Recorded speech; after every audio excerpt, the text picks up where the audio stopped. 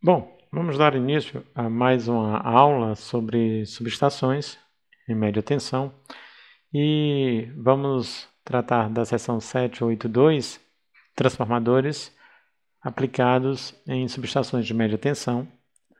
Então, retirando um texto, fragmento do texto da NBS 14039, então ele diz: os transformadores devem ser trifásicos com enrolamento primário ligado em delta e ainda atender às exigências da norma ABNT 5356.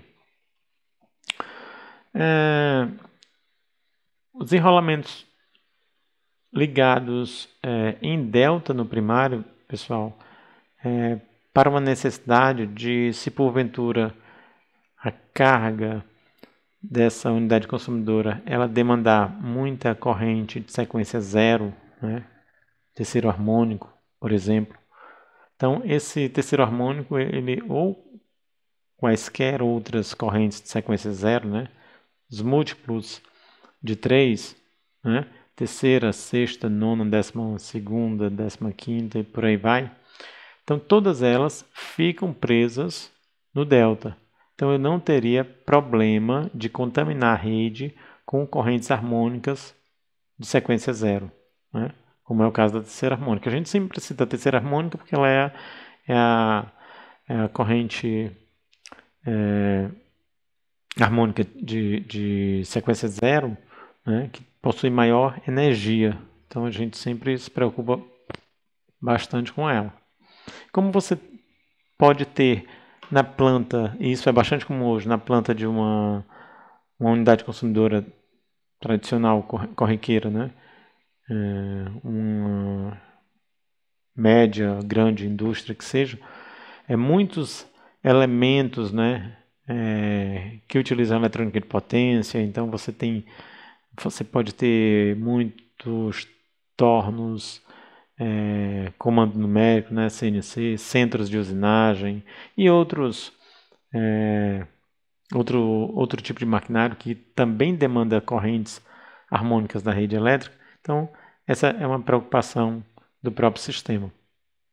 Então, é exigido que os enrolamentos do primário sejam ligados em delta. E o sistema precisa ser trifásico para que ele promova o maior equilíbrio possível, né, nas 3 fases do sistema de distribuição. Você não pode ter um sistema de distribuição, né, com as 3 fases muito desequilibradas. Tá?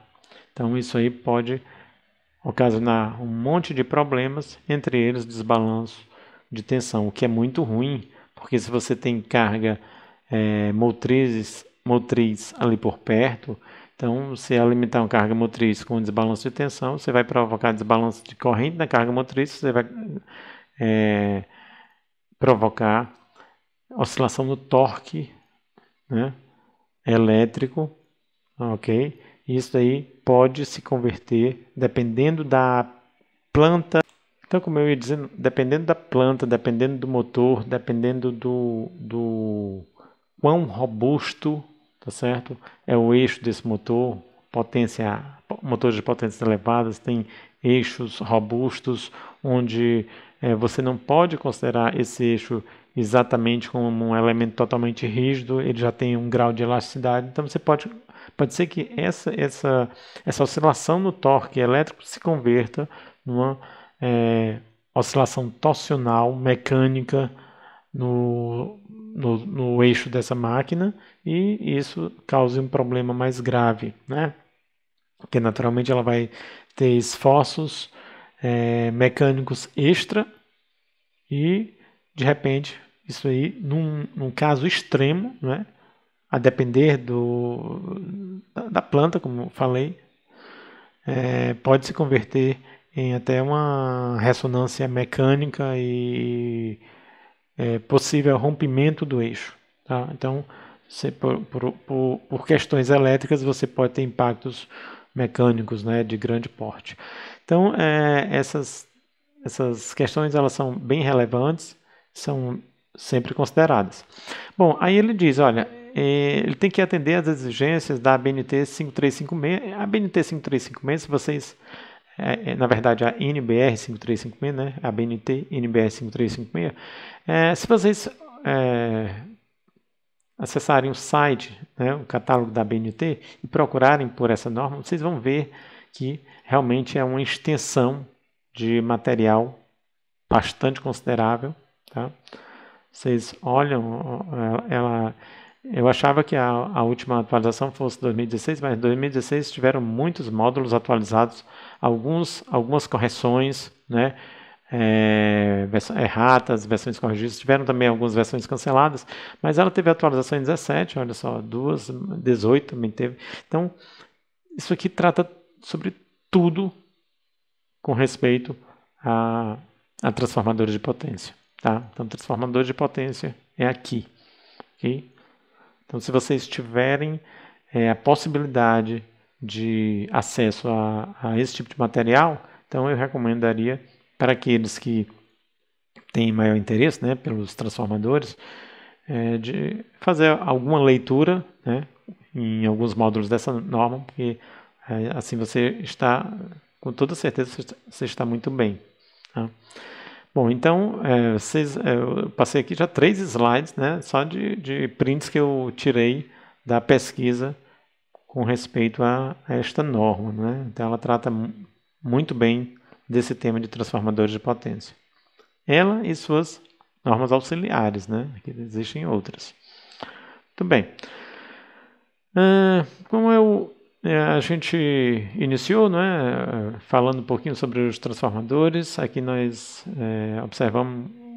observamos um transformador a óleo, certo? E os transformadores empregados em subestações, né, de média tensão, eles podem ser transformadores com isolação ou usando isolante, né? Usando como isolante o óleo mineral, né? O transformador a óleo, como a gente conhece, ou o transformador a seco, certo? E visualmente é bem fácil de identificar, de distinguir um do outro, tá? Primeiro, o transformador a óleo, vocês vão observar que eles têm, aqui olha só, algumas partes, vou destacar algumas partes somente do transformador para vocês. Então tem o tanque principal, aqui vem a maior parte da quantidade do óleo dele, né? Então eu tenho aqui o tanque principal. Aqui em cima a gente vai ter uma tampa de inspeção para inspeção, né? Nós temos os radiadores, olha só, para troca de calor com o meio externo. Essas aletas, muitas aletas, essas várias aletas, né, que são os radiadores. Você tem o tanque de expansão. Esse tanque aqui é para manter o nível desse óleo, tá certo? Em um determinado patamar. Né? Vocês sabem que isso aqui vai operar com uma temperatura mais elevada, né? Então você tem um aumento da temperatura do óleo. E com o passar do tempo também, pessoal, aqui em cima nós temos algumas buchas, tá certo? E nós temos algumas vedações com borrachas. A borracha, ela resseca com o tempo, tá certo? Então você tem vários pontos que são passíveis de vazamento com o passar do tempo, tá? E aí a gente vai já tratar desse tema, porque está inclusive destacado no quadro verde, que é um outro ponto destacado pela NBR 14039. Mas como eu ia falando, então nós temos aqui os radiadores, né? Tem aqui várias aletas, tanque principal, tanque de expansão, nós temos tampa para inspeção, nós temos as buchas de alta tensão e as buchas de baixa tensão.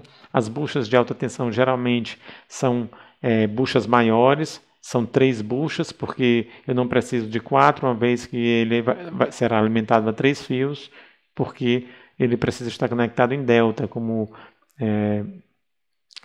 a gente já pontuou lá no outro slide. E as buchas de baixa tensão, elas são menores, né? E são em número de 4, porque você geralmente conecta esse transformador, né, em estrela aterrado. Tá? Então, isso aqui é um típico transformador a óleo. Aí a norma ela diz o seguinte, olha, as instalações que contenham transformadores a óleo isolante, né, cujo volume seja igual ou superior a 100 litros, elas precisam ser providas de tanque de contenção.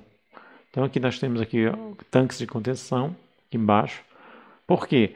Porque, como eu falei para vocês, com o passar do tempo, esse sistema ele é suscetível a vazamentos e nós não queremos que esse óleo, né, caia no lençol freático. Então é preciso fazer a contenção adequada deste óleo. Então eu preciso ter tanques de contenção, eu preciso ter as vias, né, canalização, canaletas, enfim, para que esse óleo seja condicionado para este tanque de contenção. E aí fique num local adequado, certo? Então isso é necessário, tá? Comparando um pouco, tá certo? Os transformadores a óleo com relação aos transformadores a seco, né? Com relação, por exemplo, a grau de proteção. O grau de proteção para os transformadores a óleo ele é muito mais elevado do que o grau de proteção, né, para os transformadores a seco. Portanto, os transformadores a seco eles não são adequados para operação externa, certo? Para operação externa, ainda que eles estejam com alguma contenção sobre eles para evitar jato direto de água, como por exemplo da chuva, eles não são adequados. A proteção deles muito baixa. Já os transformadores a óleo, eles são bastante adequados e são utilizados, né, para operação ao léu, tá certo? Operação externa, mesmo que não tenha nenhuma proteção superior, nenhuma contenção, nenhum tipo de contenção. Perfeito? Por outro lado, a norma exige, né, que se, por exemplo, a sua subestação, o seu transformador, ele precisar ficar dentro do seu prédio, né, dentro do seu empreendimento, mas eu digo mais do que o empreendimento, dentro do prédio, né, aí por uma medida de segurança,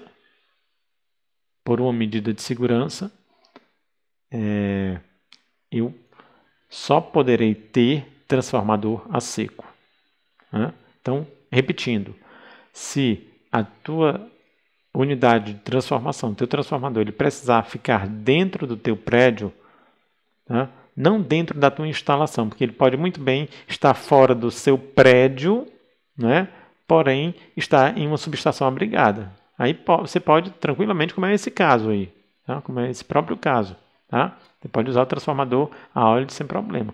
Porém, se o transformador precisar ficar dentro do prédio, por exemplo, em algum dos andares, aí você não pode utilizar o transformador a óleo, só pode utilizar seco. E até pode usar transformador a óleo desde que o líquido isolante ele seja não combustível. Certo? Ele não pode ser um líquido isolante combustível. Aí sim, é possível. Tá? Mas prioritariamente, transformador a seco. Muito bem.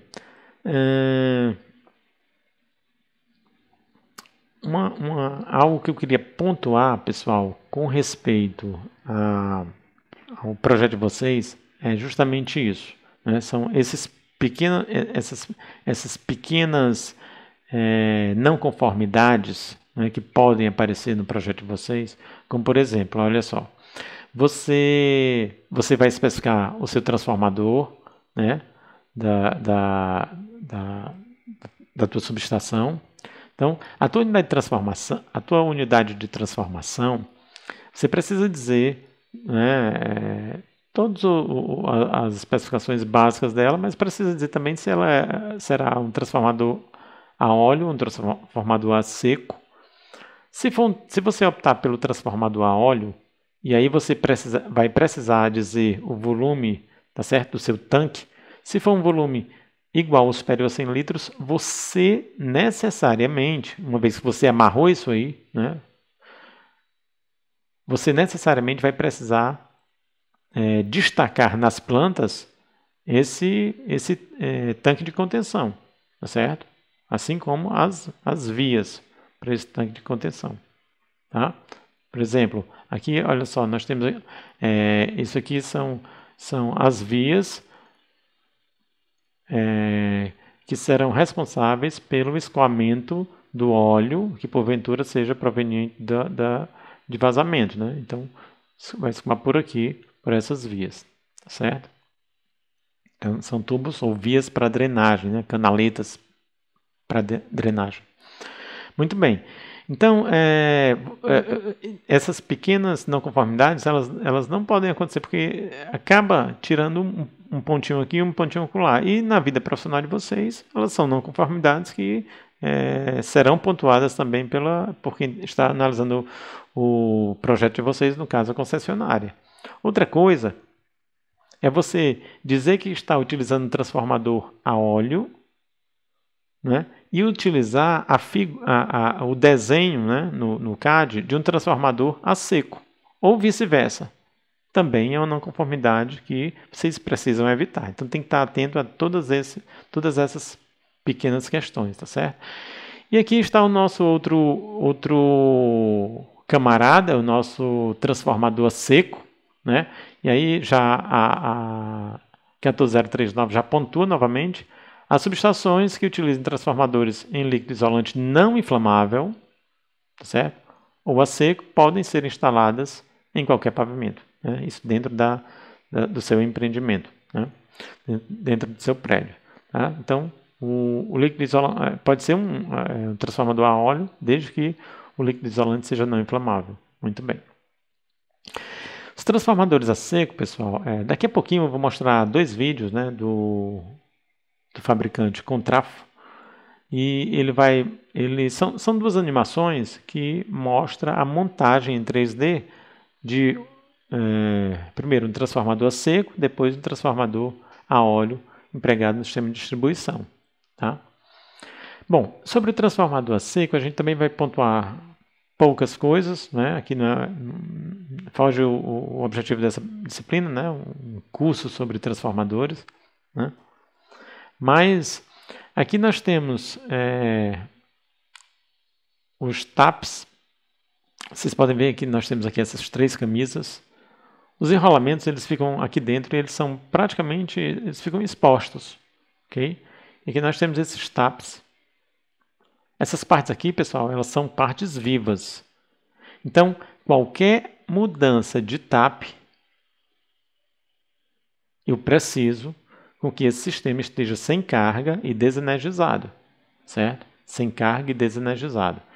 É claro que existem outros sistemas que são automáticos. Eles podem fazer mudança de TAP automaticamente, sem necessidade de retirada de carga e sem necessidade de desenergização, tá? Mas não é esse caso aqui. Por que eu precisaria mudar esses TAPs através dessas aletas? Eu preciso mudar porque, por exemplo, pode ser que exista algum momento em que eu estou com muita demanda, muita carga, tá certo, no meu sistema, e aí a tensão do secundário desse tráfego caiu. Ela ficou, sei lá, 5, 10% abaixo do nível nominal, né?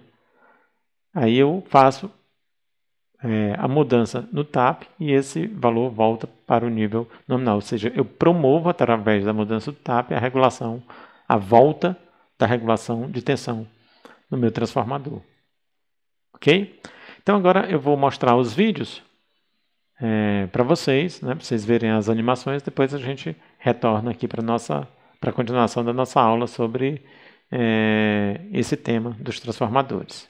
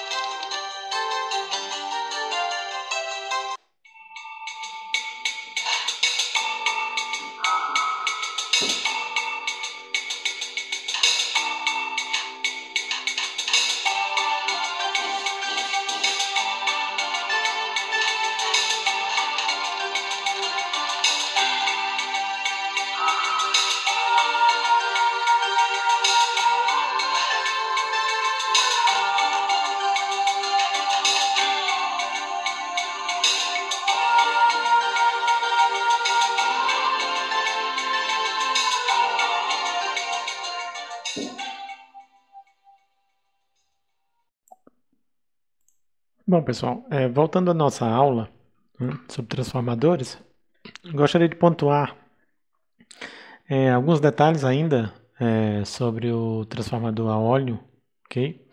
A gente vai continuar falando deles, né? A óleo e a seco, né? Onde pode se utilizar um e outro daqui a pouquinho. Mas o que eu queria falar para vocês era o seguinte: existe uma nomenclatura empregada, né? E isso é um aspecto normativo, tá? Então a norma ela define essa nomenclatura empregada para as buchas de alta tensão, essas, e para as buchas de baixa tensão. Para as buchas de alta tensão, nós empregamos a nomenclatura H1, H2 e H3. Não dá para ver nessa figura esquerda. Na figura direita, essa nomenclatura está encoberta pela própria bucha, mas essa nomenclatura ela é impressa na própria carenagem do transformador. Então aqui dá para ver só o H3. Na figura do lado esquerdo, nós podemos ver para as buchas de baixa, X0, X1, X2, X3. X0 sendo empregado para o neutro, né? Ponto central lá da estrela. Ok? Então, existe essa nomenclatura, tá certo? Defendida por norma. Muito bem. Um outro ponto que eu queria destacar é, na verdade, uma desvantagem a gente já apontou várias vantagens, né? Transformador a óleo com relação ao transformador seco, mas agora a gente vai apontar uma desvantagem, que é a necessidade da coleta, né? A coleta do óleo para análise. Isso é feito anualmente. Então, sobre o transformador, deve haver algum mecanismo para a coleta desse óleo, né? Alguma válvula para a coleta do óleo. Se não houver, na parte de cima geralmente existe uma janela, né? Ou uma tampa para inspeção. Essa janela de inspeção, na verdade, o objetivo dela é você ter acesso a uma espécie de comutador para você realizar a mudança dos taps. Mas na falta de algum mecanismo, no caso uma válvula para a coleta do óleo, você pode fazer a coleta através dessa janela também. Certo? O fato é que você vai ter que fazer essa coleta anualmente e mandar este óleo para análise em um laboratório. Eles vão fazer dois tipos de análise: análise físico-química e análise cromatográfica.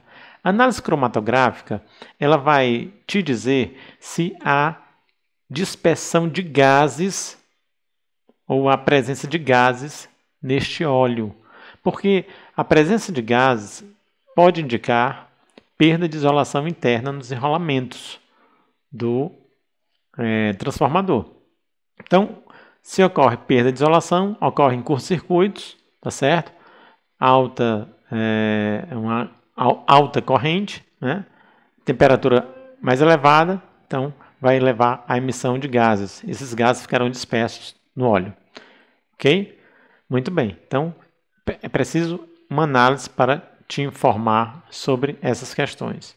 Outra questão é o seguinte: em havendo a presença de gases, né, fora do que se é esperado, né, através da norma, existe norma que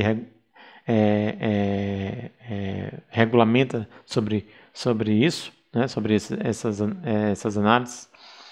Você também precisará da análise físico-química para saber se o óleo mineral ainda guarda as suas propriedades físico-químicas. Porque se não guardar, então vai ter que trocar o óleo todo. Certo? Então, esse óleo não se troca assim, né? Então, por isso, a necessidade de você anualmente fazer esta coleta e mandar esse óleo coletado para um laboratório para a realização destas análises. Ok? Então, essa é uma desvantagem porque o transformador seco você não precisa se preocupar com essa questão. Bom, continuando e ainda pontuando alguns tópicos da NBS 14039, então ele diz: quando a subestação de transformação fizer parte integrante da edificação industrial, somente é permitido o emprego de transformadores a seco. Quando forem utilizados disjuntores com líquidos isolantes não inflamáveis estes devem ter um volume de líquido por polo inferior a 1 litro. Nesse caso aqui, pode-se usar os transformadores a pequeno volume de óleo, né? Os transformadores, os disjuntores a pequeno volume de óleo, né? Os disjuntores PVO, porque geralmente eles têm um volume de 900 ml por polo, certo? Então, estaria de acordo com a norma. Então, os disjuntores PVO podem ser utilizados. Aí ele vai além disso. Considera-se como parte integrante o recinto não isolado ou desprovido de paredes de alvenaria e portas corta-fogo. Certo? Então, as figuras 1, 2 e 3 mostram quando a subestação faz parte da edificação. Daqui a pouco a gente vai ter acesso a essas figuras. Então, vamos a elas. Olha só, então nós temos aqui estas 3 possibilidades, tá certo? Isso aqui será considerado recinto, né, ou parte integrante da edificação, né? Ele diz, é um recinto que tem porta, tá certo? Aqui tem porta corta-fogo e tem parede de alvenaria e não tem nenhuma janela, tá certo? Para acesso, né? Não tem nenhuma janela, ok? Então, se isso ocorrer, se eu tiver parede de alvenaria, ausência de janela e tiver porta corta-fogo, eu posso ter transformador a óleo mineral. Para transformador a seco não existe restrição. Para o transformador a óleo mineral, sim, porque o óleo mineral ele é um material inflamável, tá certo? E aí ele pode colocar em risco, no caso, o prédio, né, a instalação toda. Tá? Então, algumas medidas de segurança precisam ser tomadas. Tá? Então, é isso que diz a norma. Então, voltando aqui. Quando a subestação de transformação fizer parte integrante da edificação industrial e não possuir janela de ventilação, a porta for do tipo corta-fogo ou não fizer parte integrante da edificação, será permitido também o emprego de transformadores a óleo mineral. Certo? Então, as figuras 4, 5 e 6, elas mostram esse tipo de SE. Tá? Então, temos 3 possibilidades. Né?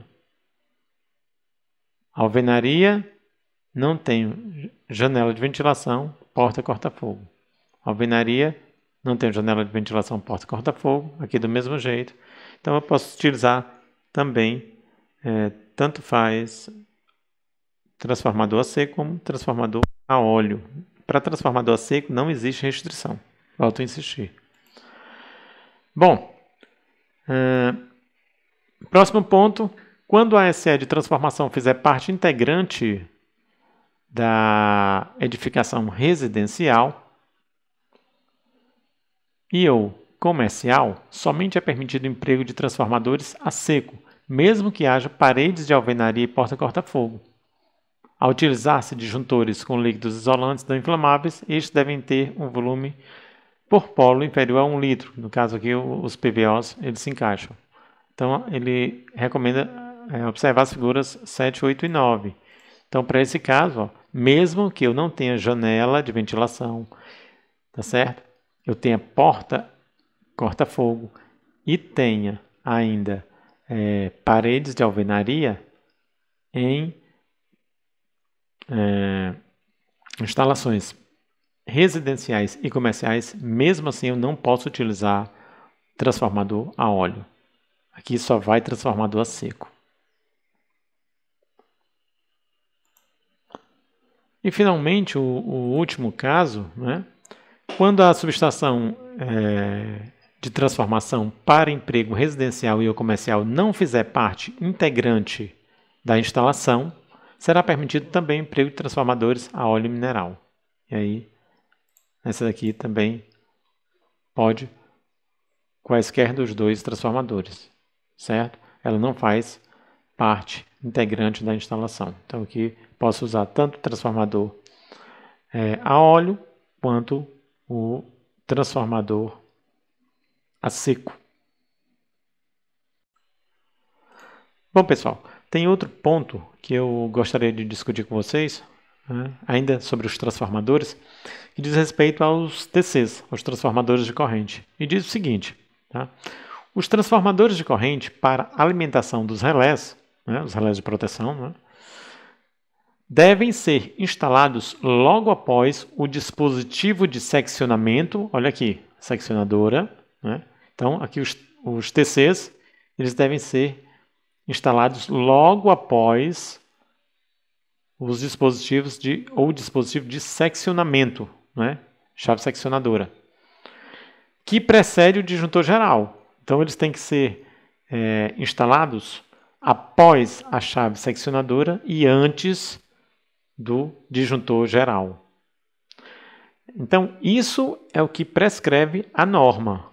Então, pode ser que em um momento ou outro, algum de vocês vejam, né, essa prescrição da norma sendo desrespeitada, no sentido de você ter os TCs, por exemplo, após o disjuntor de média. Os TCs eles precisam estar após a chave seccionadora e antes do disjuntor de média tensão, certo? Se a gente observar, aqui tem um carrinho, né, um carrinho com um disjuntor de média, né, disjuntor a vácuo. Olha só. Então, nós temos aqui a parte frontal, a parte traseira. Né, a parte frontal, nós temos um relé, esse relé aqui, ó, o relé da Pextron. Tá? Aqui nós temos um dial para a manobra manual desse disjuntor. Perfeito? E aqui a parte de trás. E olha só onde estão instalados os TCs. Tá? Então, os TCs estão instalados antes do disjuntor. Certo? Então, cada TC desse está ligado a um polo. Certo? Então, eu tenho aqui estes êmbolos. Né? Então, esse aqui é um disjuntor a vácuo. Então, o meio é o vácuo, né? Para